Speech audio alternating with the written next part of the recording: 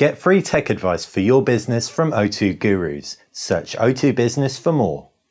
Hey guys, welcome to BTech. It's Basil here with a BlackBerry Passport and a Sony Xperia Z3. The BlackBerry Passport got its name because it is exactly the same size as a passport. You've also got a QWERTY keyboard, incredibly powerful hardware, a massive battery, and of course BlackBerry OS inside. The Sony Xperia Z3 is a much more traditional device, so it has some cool features. For starters, it's waterproof, and you've also got stereo speakers up top and bottom of the display. The phone itself is glass front and backed and feels incredibly premium, and so we're going to take a look at both of them and see how they stack up, starting with that design. Picking them both up, and both feel really solid. They have metal frames and a real premium weight behind them. They're both quite heavy as well. The Sony Xperia Z3 is much lighter, but it does have a smaller capacity battery. It's got a 3100 odd milliamp battery by contrast to the 3200 milliamp battery in its predecessor. The BlackBerry Passport has a 3450 milliamp battery, which is massive. The BlackBerry Passport also, like we said, has a QWERTY keyboard, and that QWERTY keyboard doubles up as a trackpad, which we'll talk a bit more about in the user interface section. Bringing the Passport closer in frame, and you can see a 4.5-inch display. A square display takes center stage. It's a really high resolution IPS panel with a pixel density of over 450. Above the Passport screen, you've got a front-facing camera and a 3-row keyboard. On the right-hand side, set of volume buttons, and you've also got in between them a BlackBerry Assist button. BlackBerry Assist, for anyone who doesn't know, is BlackBerry's almost Siri, almost Google now, voice assistant system. At the base of the device, stereo speakers, but they're downward facing, and a micro USB connector. Left hand side, nothing, but it does showcase that metal stainless steel, it looks like, rim. Up at the top, 3.5mm headphone jack and a power button, while on the flip side you've got that 13 megapixel optically image stabilized camera and lens, as well as a BlackBerry insignia. This has NFC too. We can crack open the back because there is a little wedge up top between the power button and the 3.5mm headphone jack. It's not super easy to open and close, but once you get the hang of it, you can open it up to reveal an SD card slot. That's micro SD, and a nano SIM card slot. We can close all that up, clipping it into place, and put the Passport down. But before we do, general instant reactions. It's a big device. You can see I'm 6'4", I've got very big hands, but it's wide.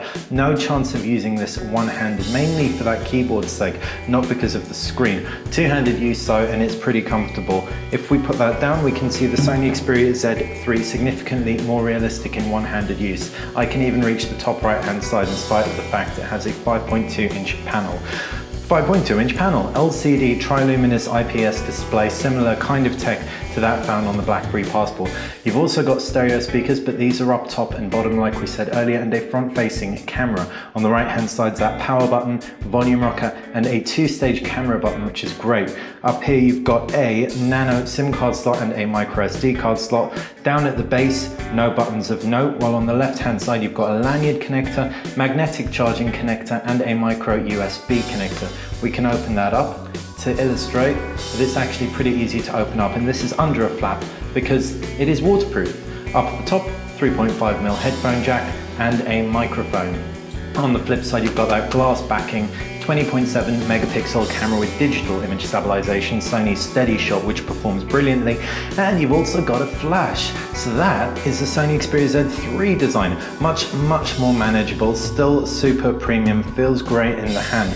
Angular, so people who don't like boxy phones won't like this, but if people don't like boxy phones, there is no way they're gonna like this either. As far as the screens go, they're actually incredibly similar, high-performing screens. They both pack really decent viewing angles, and of course they pack very sharp displays, given the fact they both have similar PPIs. The BlackBerry Passport is slightly sharper, but it really is negligible when you're actually coming to use the two. The user interfaces of both, however, are totally different. The Android on the Sony Xperia Z3 is made up of multiple home screens. You've also got a pull-down bar from the top and an applications tray.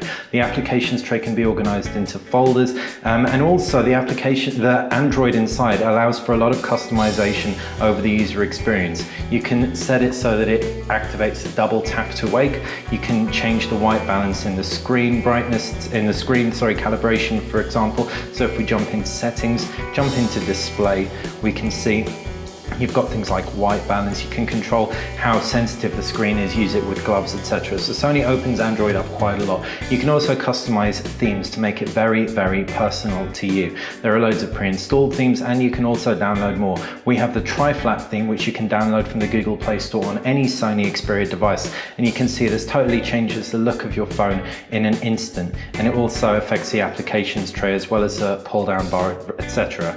If we put that down to one side, BlackBerry OS is significantly more, well, different, because we haven't really seen many devices with this in this kind of form factor, only really the Q10 and the Q5. If we take a look around, you can see swiping up on any application will send it to the multitasking pane.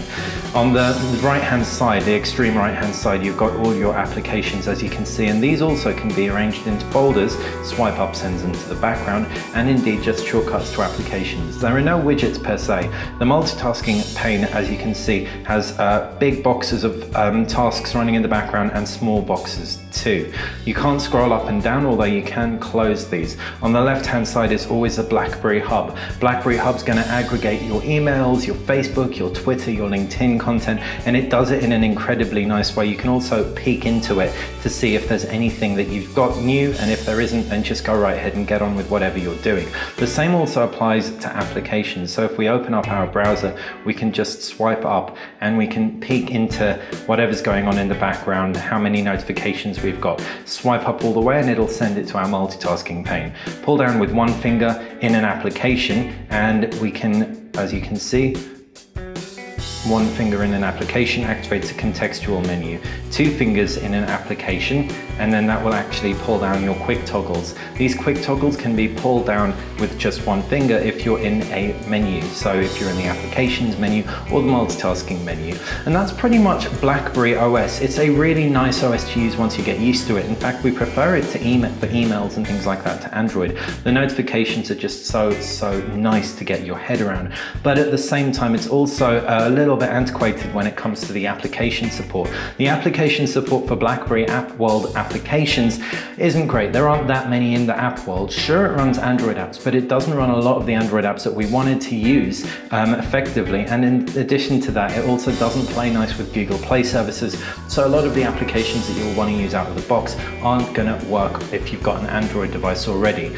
Still, you do have some tight integration with Dropbox, with Evernote, etc. So if you just want basic and key applications more than anything, there should be an application on here or a third-party solution. If you want something like Instagram or Vine, a little bit more complicated. Instagram, by the way, the Android version won't run on this thing. As far as multimedia goes, both of these will have access to a lot of key apps, but Android's going to open you up to a lot more. Well, Netflix, the APK, the Android APK, will work on a BlackBerry Passport, as will a few other apps, but they're really guaranteed only to work on Android. If Netflix updates, for example, it might not work on the Passport, etc. You do have some applications like iPlayer on here, and certain quirky apps will support the BlackBerry Passport, and if you want to throw your own movies on here, it's absolutely great. Having said that, you will get black bars up top and bottom naturally because of the aspect ratio of the display. As far as those cameras go, we can open up the BlackBerry Passport camera by pressing the camera button in the right hand side. We can take a picture pretty quickly of our Sony Xperia Z3, and the picture quality is going to be pretty great.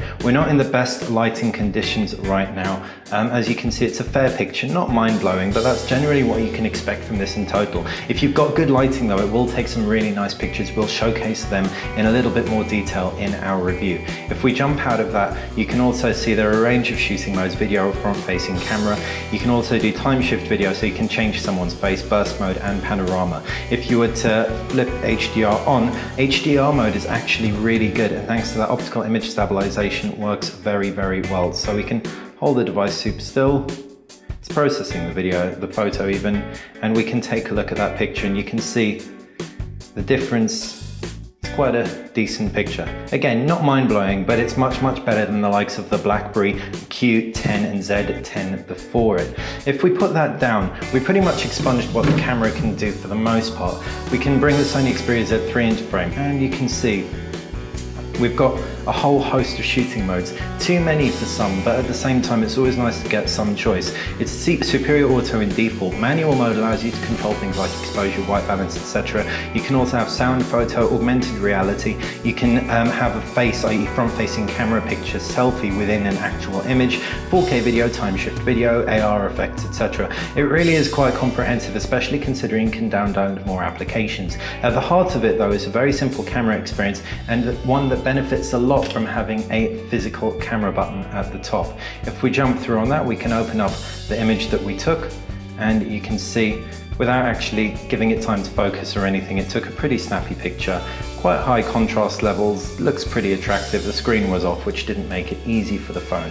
So we can jump out of that and we can finish up by talking about the tech specs. The Sony Xperia Z3 and the BlackBerry Passport both have Qualcomm Snapdragon 801 processors inside, clocked at 2.5 gigahertz. They also both have 3 gig of RAM. These are two of the most powerful devices on the market right now. With 32 gig internal memory, the BlackBerry Passport wins in the memory stakes, and both have expandable memory. It's worth noting the Sony Xperia Z3 has 16 gig internal memory in the UK, although when it launches in the US and in Japan and various other markets, it's going to have 32 gigabytes according to the rumor mills. Both of these devices also have LTE, Wi-Fi, Bluetooth, 3G, etc. So you're not going to be wanting for anything on the connections front either.